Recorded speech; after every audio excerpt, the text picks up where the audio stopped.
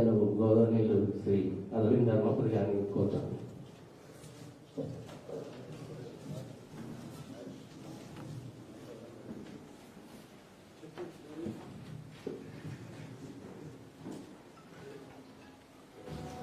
Media మిత్రులందరికీ నమస్కారం.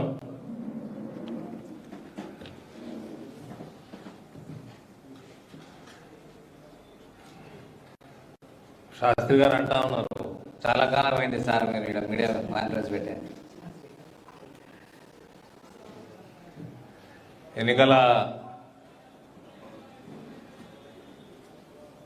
ఎన్నికలు అసెంబ్లీ ఎన్నికలు ముగిసినాయి. మొట్టమొదటిగా నిజామాబాద్ పార్లమెంటు నియోజకవర్గం మైక్ తీసేయాలా?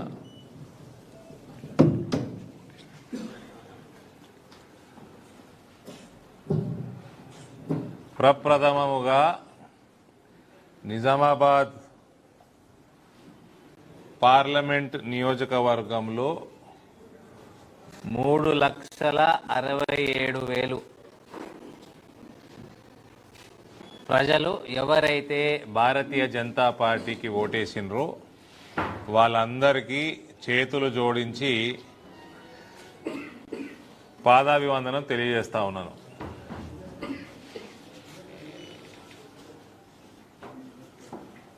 భారతీయ జనతా పార్టీ నిజామాబాద్ పార్లమెంట్లో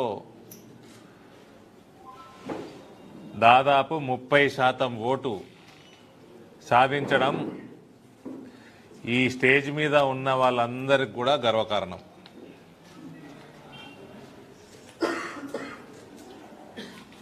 మా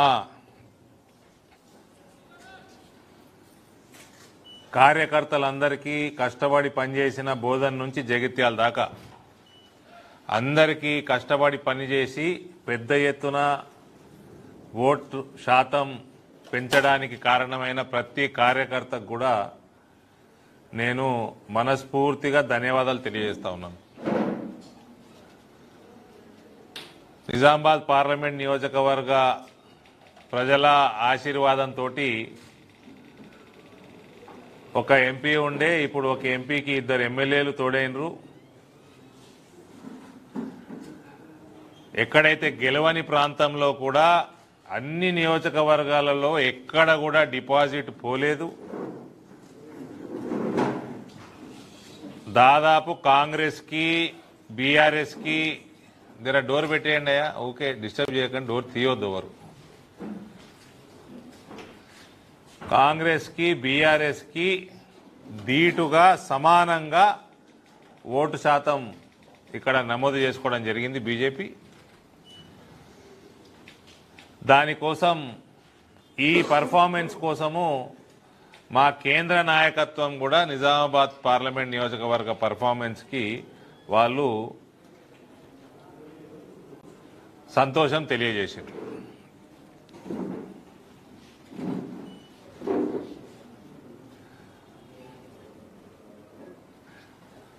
ఇద్దరు మన రాకేష్ రెడ్డి గారికి మరియు ధన్పాల్ సూర్యనారాయణ గుప్తా గారికి మనస్ఫూర్తిగా నేను శుభాకాంక్షలు తెలియజేస్తా ఉన్నాను. నిజామాబాదు జిల్లా కొందరు నా శ్రేయోభిలాషులు, నాతో రెగ్యులర్గా మాట్లాడేటోళ్ళు, పాలిటిక్స్లో లేనోళ్ళు ఏమారింది పక్క జిల్లాకు పోయినామన్నారు. నేను ఎక్కడ ఏ జిల్లాకి నిజామాబాద్ జిల్లాని ఇచ్చిపెట్టేం పోలేదు. నేను ఫస్ట్ నుంచి చెప్పినట్టు నాకు ఎక్కడ పార్టీ క్యాండిడేట్లు బలంగా లేరో నేను అక్కడ పోయి నిలబడతాను. నాకు పార్టీ పార్లమెంటు స్థాయిలో పార్టీని పెంచడం నా ప్రథమ కర్తవ్యం.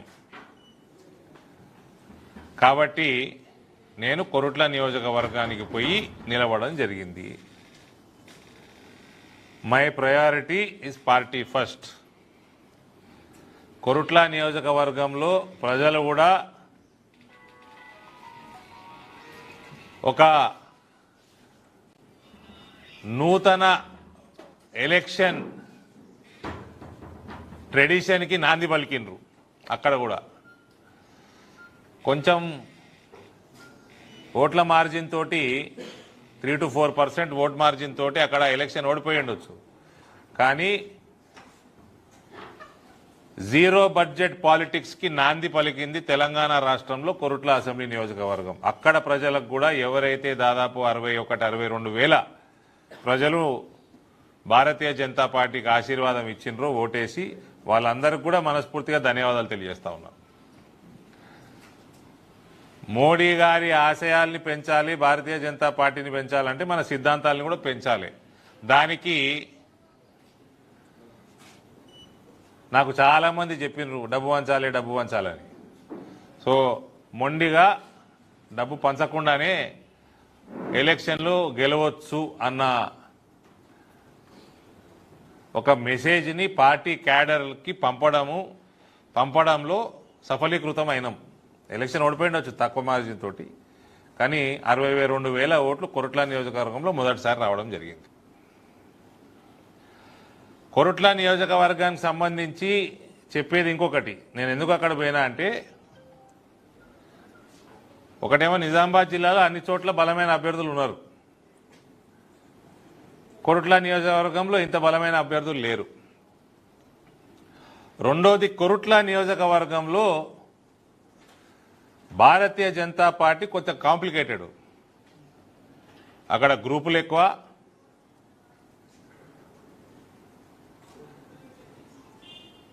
కొంతమంది నాయకులు అక్కడ 20 సంవత్సరాలు దాదాపు 3.5 టర్ముల నుంచి ఉన్నట్టున్నాడు ఆయన, విద్యాసాగర్ రావు గారు ఆడ ఎమ్మెల్యే. ఆయనతోటి సంబంధాలు కూడా ఎక్కువ. I'm being very honest. ఆయనతోటి సంబంధాలు కూడా ఎక్కువ. అక్కడ పోయి నేను నిలబడకపోతే డిపాజిట్కి కొద్దిగా అటో ఇటో ఉండే అవకాశం ఉండే. So for my party sake, నేను ఎక్కువ పుట్టి పెరిగింది, మా నాన్నగారు ఎక్కువ రాజకీయం చేసి నిజామాబాద్ జిల్లా వదిలి అక్కడ పోవాల్సి వచ్చింది. సరే, అక్కడ నేను పుట్టింది ఆడనే అనుకోండి, కానీ ఇక్కడ సంబంధాలు ఇక్కడ ఎక్కువ. ఇవాళ I'm very happy, satisfied member of parliament. 2018కి పోలిస్తే 94,000 ఓట్ల నుంచి 3,70,000 ఓట్ల వరకు భారతీయ జనతా పార్టీ అసెంబ్లీ స్థాయిలో, అది వ్యతిరేక పవనాలు. 2018లో ప్రో టీఆర్ఎస్ వేవ్, ఇప్పుడు యాంటీ కేసీఆర్ కాంగ్రెస్ పార్టీ ప్రభుత్వం ఏర్పాటు చేస్తా అన్న ఒక వాతావరణంలో భారతీయ జనతా పార్టీ సమానంగా 2 పార్టీలకి ఓట్లు సంపాదించిందంటే దీనికి నేను బయటికి పోయా.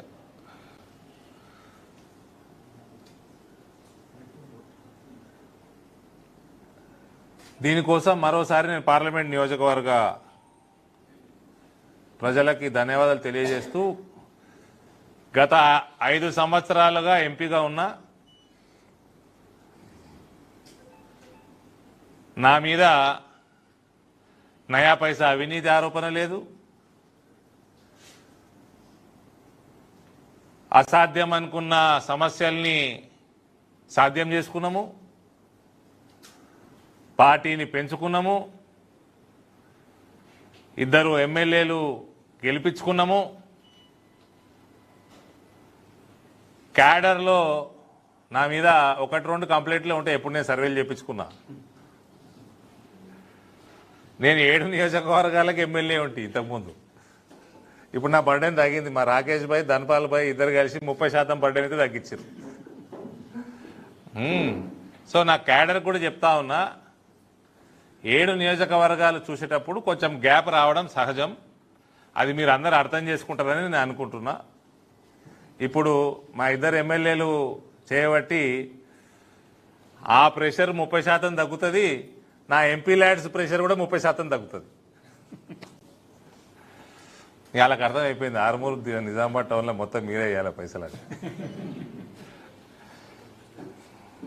సో నా క్యాడర్ కూడా నేను మనవి చేసుకునేది ఏంటంటే, Bharatiya Janata party total క్యాడర్కి 7 నియోజకవర్గాలకి MLA లాగా వాళ్ళు ఎక్స్పెక్ట్ చేస్తారు. ఎందుకంటే ఒకడే ఉండే ఎంపీ వాళ్ళు ఎక్స్పెక్ట్ చేస్తారు. ఆ సాన్నిహిత్యం ఉండాలి చేయాలంటే 7 నియోజకవర్గాలకి అంత సాన్నిహిత్యంగా ఉండడం అంత ఈజీ కాదు. వీలైనంత వరకు మనం ప్రయత్నం చేసినాం. కార్యకర్తల కోసం వీలైనంత వరకు కార్యక్రమాలు కూడా చేసినాం. వాళ్ళ కోసం ఫౌండేషన్ నుంచి మనకు దేశంలో ఎక్కడ లేదు, మనము ప్రయత్నం చేస్తూ ఉన్నాం. వాళ్ళ కష్ట సుఖాల్లో మనం కూడా పాలు పంచుకోవాలని. సో ఇవన్నీ కూడా క్యాడర్కి కూడా మెసేజ్ చేయదలుచుకున్నాను నేను. మీ వల్లనే పార్టీ పెరిగింది.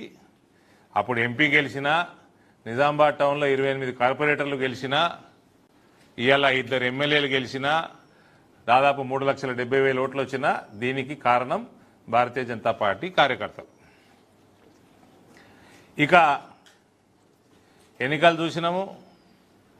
ఒక నియోజకవర్గంలో ఒక అభ్యర్థి 50 కోట్లు వచ్చి పెట్టినట్టు, ఒక 70 కోట్లు పెట్టినట్టు, ఒకటి 90 కోట్లు పెట్టినట్టు. ఆ పెట్టిన వాళ్ళు కొందరు గెలిచిండ్రు, కొందరు ఓడినరు.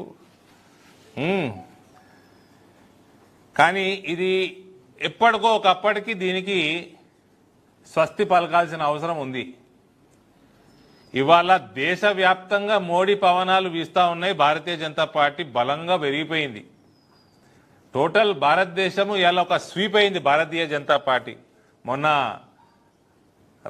రాష్ట్రాల ఎన్నికలు చూస్తూ ఉంటే Madhya Pradesh land slide, Chhattisgarh land slide, Rajasthan land slide, ఒక కొన్ని సర్వేలు 350 అంటున్నారు బీజేపీకి, కొన్ని సర్వేలు 400 అంటున్నారు. ఈసారి 1984లో ఇందిరాగాంధీ చనిపోయినప్పుడు ఏదైతే సింపతి వేవ్ తోటి 404 స్థానాలు వచ్చినాయి, ఆ రికార్డు బ్రేక్ చేస్తాడా మోడీ గారు అన్న విశ్లేషణలు నేషనల్ మీడియాలో జరుగుతూ ఉన్నాయి.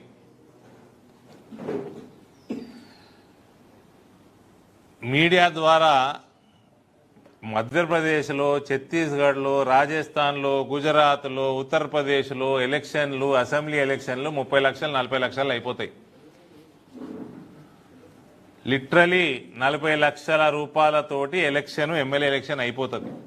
కాబట్టి అక్కడ ఇసుక దందాలు, మొరం దందాలు, గుట్టలు అమ్ముకునుడు, దొంగ క్వారీలు నడుపుడు, బిల్డింగ్లు కట్టుకుంటే కమిషన్లు మింగుడు, రోడ్లు వేసుకుంటే డిస్కౌంట్లు, మన ఏమంటారు కమిషన్లు, కాళేశ్వరం మునిగిపోడు, వేల కోట్ల రూపాయలతోటి ఎమ్మెల్యేలను కొనుడు, కార్పొరేటర్లను కొనుడు, ఇటువంటి కల్చర్ అక్కడ ఉండదు.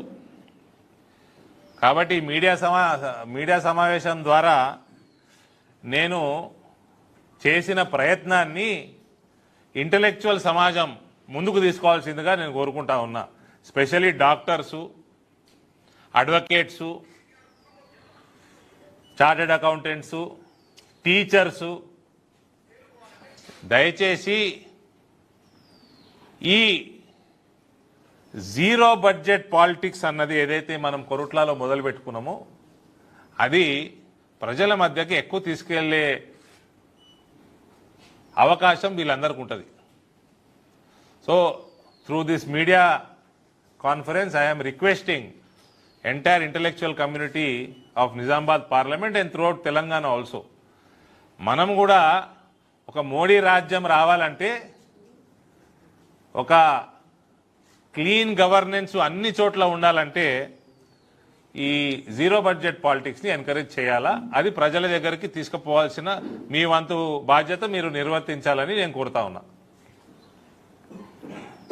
ఇక కొత్త ప్రభుత్వం వచ్చింది.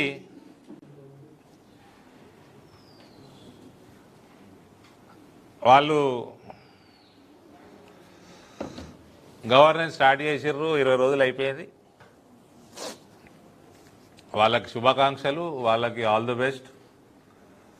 కానీ ఆ గ్యారంటీల విషయం ఏదో అటు ఇటు పోతున్నట్టున్నది. గ్యారంటీల విషయం గ్యారంటీ లేనట్టున్నది. శ్వేతపత్రాలు విడుదల చేస్తున్నారు.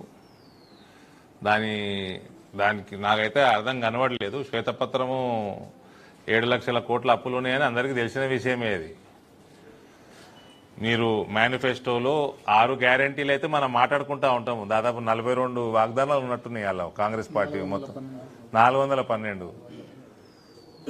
బాగానే చదివారు మీరు కాంగ్రెస్ మేనిఫెస్టో. 412 వాగ్దానాలు ఉన్నాయి. అంటే ఇది మభ్యపెట్టడము, ప్రజల్ని మభ్యపెట్టడము, ఓటర్లను మభ్యపెట్టడం కింద మనం కన్సిడర్ చేయాల్సి వస్తుంది. చేస్తామన్నప్పుడు చేయాలి. సరే, ఎనీహౌ కొత్త ప్రభుత్వాన్ని నేను అటాక్ చేయాల్సిన టైం కాదు ఇది. వాళ్ళకి ఇవ్వాల్సిన సమయం వాళ్ళకి ఇవ్వాల్సిందే. ఇవాళ ఇన్ఛార్జ్ మంత్రి గారు కూడా వస్తున్నట్టున్నారు. సో ఆ కార్యక్రమాల్లో కూడా నేను పాల్గొంటాను 4 గంటలకి. సో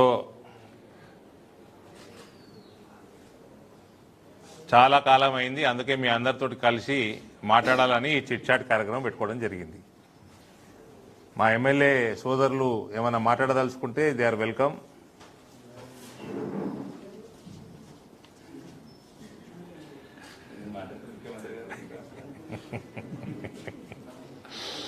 రాకేష్ భాయ్ బాగా ఉన్నాడు మీడియాలో.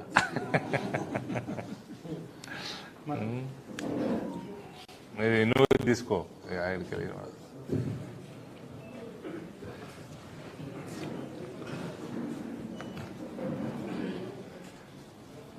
మీడియా మిత్రులందరికీ ముందుగా నమస్కారం. గెలిచిన తర్వాత ఇంత విస్తృత జిల్లాలో మీడియా సోదరులు హైదరాబాద్లో చాలా పాల్గొంటున్నాం, కానీ మళ్ళీ ఒక ఇష్యూ మీదనే నిన్న కూడా ముఖ్యమంత్రి గారిని అడిగాను. దయచేసి మీరు కూడా గమనించాల్సింది ఇదంతా. మీ మీడియాలో వీళ్ళంత మటుకు వ్యక్తం చేయాలి. అంటే ఇంతకుముందున్న గత ముఖ్యమంత్రి కావచ్చు, గత ప్రభుత్వాలు కావచ్చు, ప్రజాప్రతినిధులను అవమానించే విధంగా, అవమానకరంగా ఇప్పుడున్న ముఖ్యమంత్రిని ప్రజాధనంతో నిర్మించిన సెక్రటరియట్ కూడా రానుకుంటే చేసిన గత ప్రభుత్వం ద్వారా ఇప్పుడున్న ముఖ్యమంత్రి గారు కొద్దిగా ఆలోచిస్తాడేమో అనుకున్నాను, ప్రజాప్రతినిధులకు గౌరవిస్తాడేమో అనుకున్నాను. మేము కూడా ప్రజలతో ఎన్నుకోబడ్డాం, ప్రజాస్వామ్యయుతంగా ఎన్నుకోబడ్డాం. ఇప్పుడున్న ముఖ్యమంత్రి గారు ఓపెన్గా బహిరంగంగా చెప్తున్నాడు, గవర్నమెంట్ సంక్షేమ పథకాలు ఏవైనా మేము బీఫామ్ ఇచ్చిన వ్యక్తులే తీసుకెళ్తారని. ఒకవేళ ముఖ్యమంత్రి గారు మీరు ప్రజాస్వామ్యాన్ని అవమానిస్తే, ప్రజాస్వామ్యం మిమ్మల్ని అవమానిస్తే ఒకరోజు ఇది బహిరంగంగా ముక్కుసూటిగా చెప్తున్నాను, మీకు వినపడాలని. ఎందుకంటే మేము కూడా ప్రజలతో ఎన్నుకోబడ్డాం. మీరేమంటున్నారు, తెలంగాణ అసెంబ్లీలో ఇక్కడ ప్రజలు ఎన్నుకున్న ప్రభుత్వం ఉంది, ఢిల్లీలో ప్రజలు ఎన్నుకున్న ప్రభుత్వం ఉన్నది కాబట్టి మాకు నిధుల కొరత రాదనుకున్నాం. మేము కూడా అంతే. ఆరుమూరులో ప్రజలు ఎన్నుకున్న నాయకుడు ఉన్నాడు, కొడంగల్లో ప్రజలు ఎన్నుకున్న నాయకుడు ఉన్నాడు. దయచేసి ప్రజాస్వామ్యాన్ని అపహాస్యం చేసే ఇట్లాంటి ప్రకటన చేయకండి. తర్వాత ప్రజాస్వామ్యం అవమానించే పరిస్థితి తెచ్చుకోకండి. ముందుగా మీరు ఏ రోజైతే ప్రకటించారో ఇక్కడున్న ఓడిపోయిన నాయకుడు కాంట్రాక్టర్లను బెదిరిస్తున్నాడు, అధికారులని ఇంటికి వచ్చి రివ్యూ చేయమంటున్నాడు. మా ముఖ్యమంత్రి గారు చెప్పారంటే ఒక బాధ్యతమైన స్థానంలో ఉన్న మీరు ఇట్లాంటి ప్రకటన వల్ల ఓడిపోయిన వాళ్ళు రివ్యూ చేసే పరిస్థితికి వచ్చింది. ఒకవేళ ఓడిపోయిన వాళ్ళే రివ్యూ చేయాలనుకుంటే సంక్షేమ పథకం మీరెందుకు ముఖ్యమంత్రి, మీరెందుకు మంత్రి? మాజీ ముఖ్యమంత్రి ఉన్నారు, మాజీ మంత్రులు ఉన్నారు, వాళ్ళే రివ్యూ చేయాలి రాష్ట్ర ప్రభుత్వం. కాబట్టి దయచేసి ఈ మీడియా ముఖంగా చెప్తున్నాను. రెండోది, నిన్నటి ఇష్యూలో చాలా మంది, ఒక 2000 మంది ఫోన్ చేశారు నాకు వైస్ రైస్ సంఘటన. ఆ రోజు నేను మాట్లాడినంత పెద్ద నాయకులందరూ ఉన్నారు, మా రాష్ట్ర మాజీ అధ్యక్షుడు బండి సంజయ్ గారు కావచ్చు, ఆల్ పార్టీ సభ్యులు ఉన్నారు. ఒక ఇష్యూని ఇంత నగ్నంగా చెప్తావా, ఇంత ఈ రకంగా చెప్తావా, కొద్దిగా ఇబ్బంది కూడా మాకు అన్నారు. ఎట్లనే చెప్తానని చెప్పాను. చెప్పగానే ఈరోజు నలుగురు ఎన్ఆర్ఎస్, నిన్న ఒక ఎన్ఆర్ఎస్ వచ్చాడు, 6 నెలలు ఉన్న అన్ని స్కూళ్ళల్లో బాత్రూమ్ వ్యవస్థమని వాళ్ళు వాగ్దానం చేశారు. చెప్పాలి, సమస్య చెప్పకపోతే ఎవరు చెప్పాలి? అందరూ మసిపూసిన మారడికాయలాగా ఉంటున్నాం. దారుణాలు చాలా చోట్ల. ఇప్పుడు కూడా శ్మశానం ప్రకటించాను, పవర్ లేదు, అసలు కరెంట్ పవర్ లేదు, వాటర్ లేదు, ఇట్లాంటి మౌలిక వసతులు లేని ప్రజలు ఉంటారు మనుషులు. కాబట్టి దయచేసి మిగతా విషయం నేను మళ్ళీ మాట్లాడతాను. మీడియా మిత్రులకు మీరు కూడా వీలంత మటుకు ఇప్పుడు అదేదో ఏంటి కేజీఎఫ్ మా ఎంపీ గారు కూడా వస్తామన్నారు, మళ్ళీ ఒకసారి వెళ్తాం జిల్లా నాయకత్వం. 1000 కోట్ల కుంభకోణం జరిగింది. ఆ రోజు మీడియా మిత్రులను అడిగాను ఎక్కడ వెళ్ళారు మీరు అందరని. 1 ఎకరంతో 20 ఎకరాలు తవ్వారు. మళ్ళీ దానికి ఈరోజు కాంగ్రెస్ ప్రభుత్వం కాంగ్రెస్ మంత్రులు సహకారం అందిస్తున్నారు. మాజీ శాసనసభ్యులు కానీ నోటీసులు ఇప్పిస్తే మళ్ళీ కాంగ్రెస్ మంత్రులే సహకారం అందిస్తున్నారు. ఆపుతున్నారు. ప్రజాధనం ఎక్కడైతే వృధా అయిందో 60 కోట్లు రావాలి. మళ్ళీ కాంగ్రెస్ మంత్రులు కాంగ్రెస్ లీడర్లు ఫైరవ్ చేసి ఆపుతున్నారు. ఒక ప్రజానాయకుడుగా ప్రతిపక్షంలో ఉన్నప్పుడు ప్రజల ఆస్తులని రికవరీ చేయడానికి చట్టాలను వాడండి అయ్యా బాబు అంటే మళ్ళా చట్టాన్ని ఇప్పుడున్న ప్రభుత్వంలో చుట్టంగా తీసుకుంటారు. కాబట్టి దయచేసి మీ మీడియా పరంగా చెప్తున్నాను, అక్రమాలు ఇప్పుడు ఇక్కడ ఏదైతే మాట్లాడు మళ్ళీ మొదలు పెట్టారు, ఎంతవరకు మీరు ఈ దురాకత్రాన్ని మీరు తీయండి. ఇప్పుడు ఏదైతే రూలింగ్ ఉన్న కాంగ్రెస్ ప్రభుత్వం మళ్ళీ మొదలు పెట్టింది కలెక్షన్స్, అక్కడ ఉన్న ఓడిపోయిన నాయకులు అందరు వసూలు చేస్తున్నాడు వాటాలు, బహిరంగంగా చర్చించుకుంటున్నారు అక్కడ. ఈ కాంగ్రెస్ ప్రభుత్వం కూడా ఇప్పుడు ఇక ముందుది ముసళ్ళ పండుగ 3 నెలల పార్లమెంట్ ఎలక్షన్లో తగిన సమాధానం చెప్తాం. కాబట్టి ఇంకా వివిధ విషయాలు ప్రత్యేకంగా మాట్లాడతాను. ఈ సమయం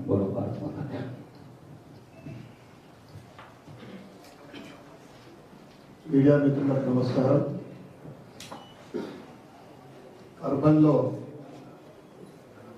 ఎన్నికల ప్రచారంలో డివిజన్ వారీగా వెళ్తే అనేక సమస్యలు, మేము ఏదైతే వాగ్దానాలు ఇచ్చినామో ప్రభుత్వం మారింది. వారు 400 పైచీలకు మరి 6 గ్యారంటీలు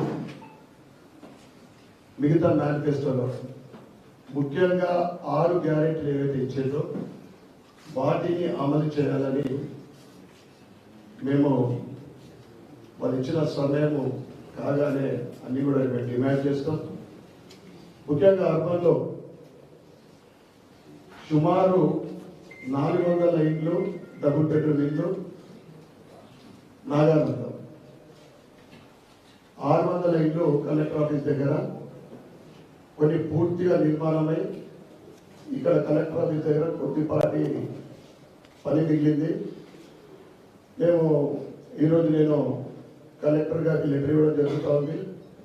ఏదైతే మీరు డ్రా సిస్టంలో ఏ విధంగా డ్రా తీసిండ్రో అది పారదర్శకంగా ఉందా లేదా ఏ విధంగా అని మేము అడగడం జరిగింది.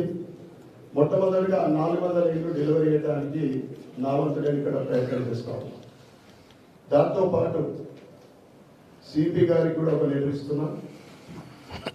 మోస్ట్ వాంటెడ్ గంజాయి అడ్డగా మారింది అర్బన్, వీటి మీద కఠినమైన చర్యలు తీసుకున్నారని నేను ఆయనకు లెటర్ ఇస్తున్నాను. అదేవిధంగా అండర్ గ్రౌండ్ డ్రైనేజ్ కమిషనర్ గారికి కూడా నేను ఓరల్గా మాట్లాడడం జరిగింది. కొద్ది రోజుల్లోనే అన్ని డిపార్ట్మెంట్స్ తోటి పూర్తిగా చర్చించి పనులు ఎక్కడి వరకు అయినాయి, ఎందుకు ఆగినాయి, ఇంకా మిగులు పనులు ఏమున్నాయి, ఎక్కడ గ్యాప్ లేకుండా నాతో పాటు అధికారులు కూడా నీతిగా పనిచేయాలని, ఎటువంటి కమిషన్లు లేకుండా భవిష్యత్తులో పనులు జరగాలని నేను నియోజకవర్గ అభివృద్ధికి ముఖ్యంగా డివిజన్లలో రోడ్లు, డ్రైనేజీ ఎక్కడ చూస్తే అక్కడ సమస్య. డివిజన్కు ₹1 అది కూడా ఆగిపోయింది. అది కూడా చర్చించడం జరిగింది. ఈరోజు మంత్రి గారికి కూడా ఇక్కడైతే ఈరోజు సమావేశం ఉంది, వారి దృష్టి కూడా కొన్ని సమస్యలు తీసుకెళ్తా. రైల్వే స్టేషన్ పక్కన బస్ స్టాండ్ వారి అది కూడా ఒక స్టేజ్ వరకు ఆగిపోయింది. ఇవన్నీ కూడా నేను అధికారులతో మాట్లాడి ఈ అన్ని సమస్యలని తీర్చడానికి నా వంతు చేస్తానని తెలియజేస్తాను.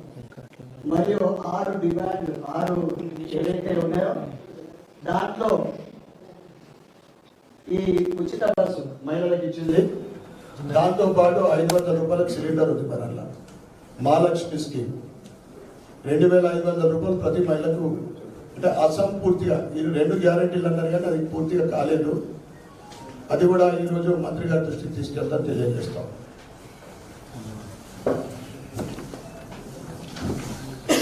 మీరు అడగాలంటే అడగండి బ్రదర్. ఒకటి మాత్రం గ్యారంటీ, మోడీ గారి గ్యారంటీ ఉన్నది, వేరే గ్యారంటీలు లేవు. ఒక ఎంపీగా నిజామాబాద్ పార్లమెంటు ప్రజలకి నేను 5 ఏళ్ళు 5 పైసల కరప్షన్ ఛార్జ్ లేదు, ఈ ఇద్దరు ఎమ్మెల్యేలు 5 ఏళ్ళైనా 5 పైసల కరప్షన్ ఛార్జ్ ఉండదు. అది నా గ్యారంటీ.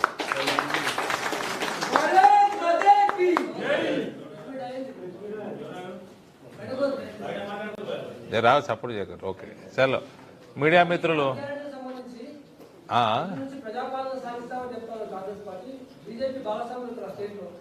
అర్థమవుతలే ఏంది షేక్ అంటే ఇవాళ సాయంత్రం మీటింగా? ఈరోజు మొదలు. శేఖర్ నువ్వు మాట్లాడేది స్పష్టంగా వస్తలేదు, కొంచెం ముందుకు రా శేఖర్.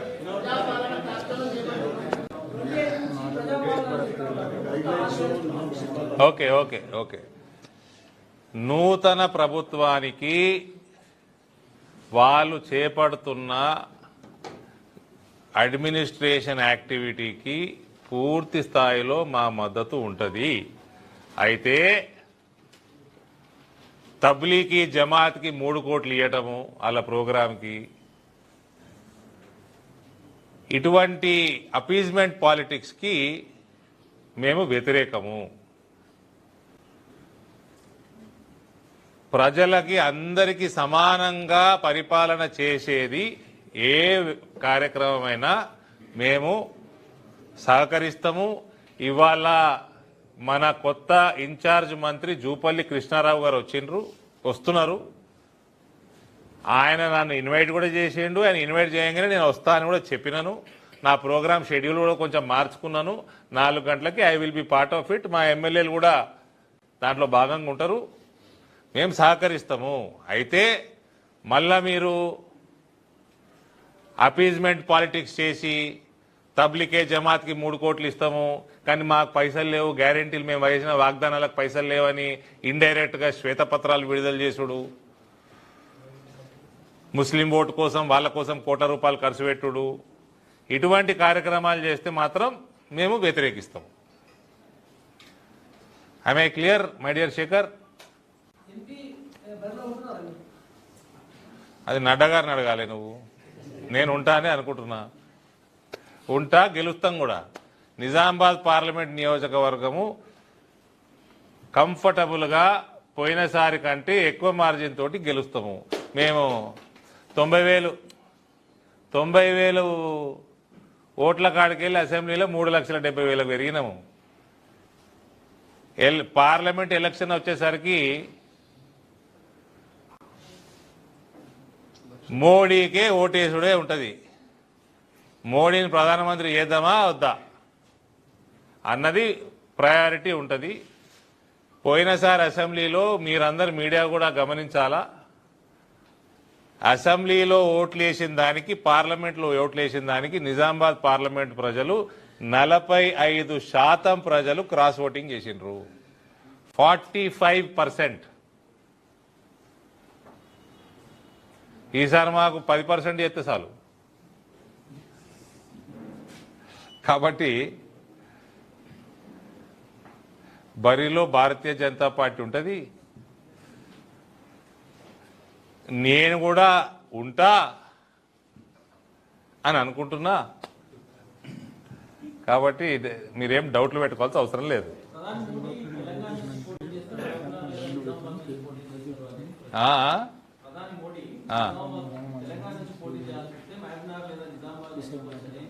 దానికంటే అదృష్టం ఏముంటుంది నాకు? మోడీ గారు తెలంగాణ పోటీ చేసి నిజామాబాద్ నిలబడితే దానికంటే నేను పెద్ద పాదయాత్ర చేస్తాను. నిలబడితే ధన్యవాద పాదయాత్ర చేస్తా. 7 నుంచి 8 చెప్తా. ఇప్పుడే నువ్వు అడిగితే దాని ప్లాన్ కూడా చేసి చెప్తా.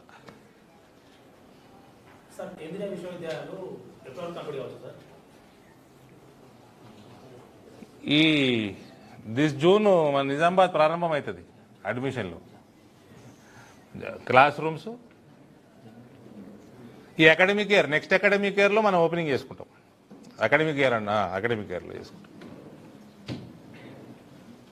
ఓకే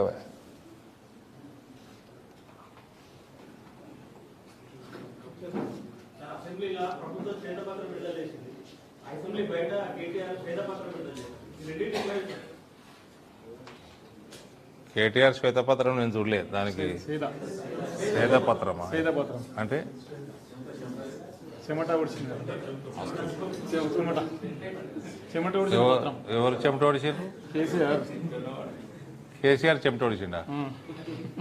ఏడా చెమట ఓడిసి కాళేశ్వరం ముంచిర్రా? లక్షల కోట్లు అప్పులు చేసిర్రా? లక్షల కోట్లు మింగినరా? ఊకే పనికి మన రాజకీయాలు ఎందుకే?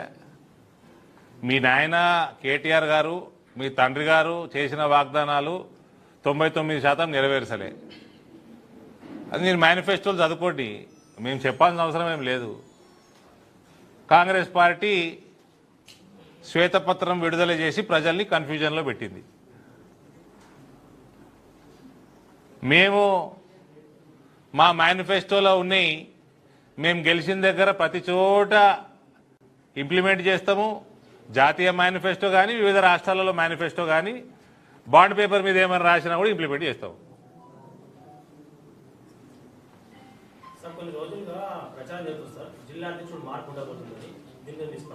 దాని మీద స్పష్టత రాష్ట్ర అధ్యక్షుడు ఇవ్వాలి. నేను ఎట్లా ఇస్తా? అట్లా లేదు. ఏమి కాంగ్రెస్ పార్టీ అనుకున్నావా? అట్లేమి ఉండదు. ఇది చాలా ఆర్గనైజ్డ్ స్ట్రాంగ్ ఆర్గనైజేషన్ ఉన్న పార్టీ ఇది. అట్లా ఉండదండి. మమ్మల్ని అడగరు కూడా.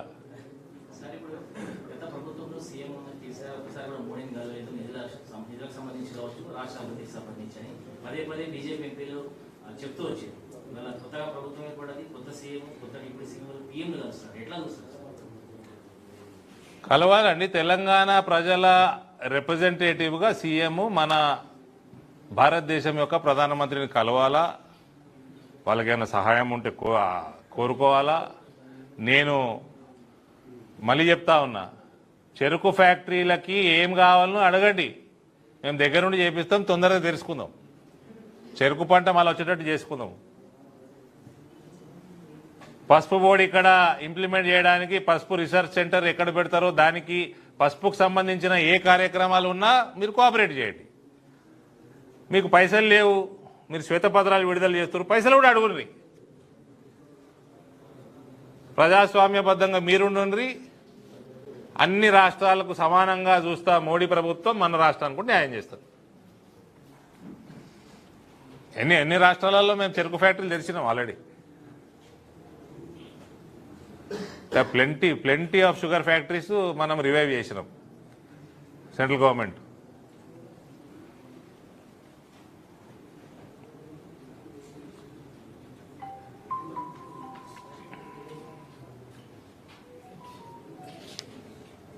ఇంకేమైనా ఉన్నాయా?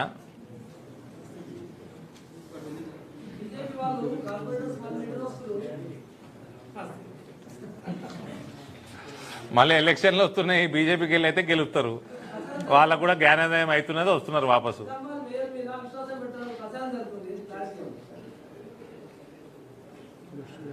లేదండి, నా దృష్టికి రాలేదు అది.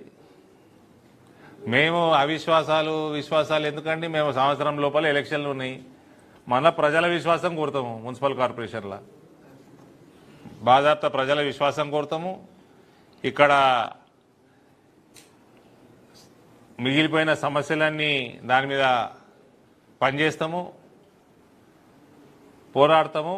ఈసారి నిజామాబాద్ మేయర్ మేము సొంతంగా కైవసం చేసుకుంటాం. ఈ బ్యాక్డోర్ పాలిటిక్స్ ఎందుకు మాకు అవసరం లేదు. పోయినోళ్ళు మళ్ళా బీజేపీ ఉంటేనే మనం గెలుస్తామేమో అని వాపసు వస్తున్నారు. వచ్చిన వాళ్ళు జాయిన్ అవుతారు. మన బసవ గారు జాయిన్ చేసుకున్నట్టున్నారు ఆ రోజు, ధన్పాల్ గారు ఎమ్మెల్యే గారు, ఇంకా వచ్చేటోళ్ళు కూడా ఉన్నారట. Doors are open.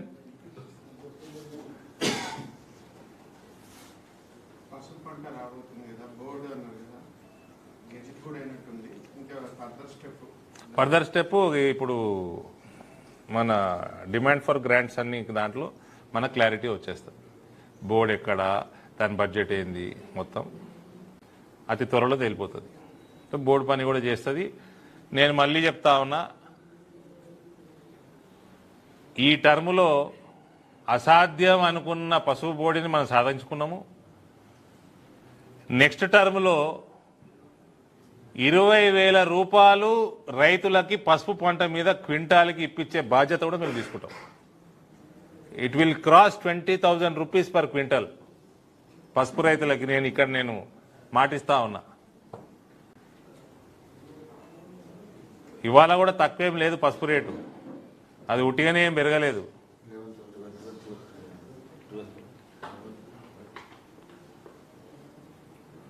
కాబట్టి రానున్న కాలంలో పసుపు బోర్డు ద్వారా 200 కోట్ల రూపాయల పసుపు రీసెర్చ్ సెంటర్ పెడతాన్నారు అమిత్ షా గారు.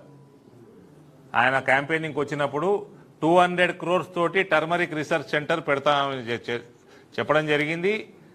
పసుపు బోర్డుకి టార్గెట్ కూడా ఇవ్వడం జరిగింది మోదీ గారు. పసుపు పండించే విధానంలో చిన్న చిన్న చేంజెస్ చేసుకొని ఇక్కడ నుంచి పెద్ద ఎత్తున ఎక్స్పోర్ట్ చేయడానికి ఆల్రెడీ మన జిల్లా పసుపు క్లస్టర్గా 1 district 1 product లో పసుపుని మనము డిక్లేర్ చేసుకోవడం జరిగింది కేంద్ర ప్రభుత్వం ద్వారా. ఇవన్నీ చాలా విషయాలు చేసినందుకే ఇలా 11,000 12,000 పలుకుతా ఉన్నది పసుపు. నెక్స్ట్ టర్మ్లో 20,000 రూపాయలు దాటిస్తాం పసుపు rate. It is our responsibility. రైతులు గమనించాలా. ఇన్ని రోజులు పసుపు పంట పడిపోయింది, రేట్లు పడిపోయినాయి అంటే డిమాండ్ తగ్గి కాదు, ఎవడు పట్టించుకోక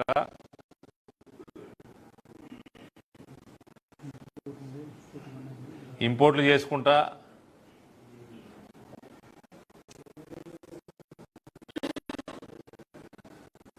పసుపు రైతుల్ని ప్రెషర్లో పెట్టి తక్కువ రేటుకి కొనిపించుకుంటా ఇక్కడ సరైన ఇన్ఫ్రాస్ట్రక్చర్ లేక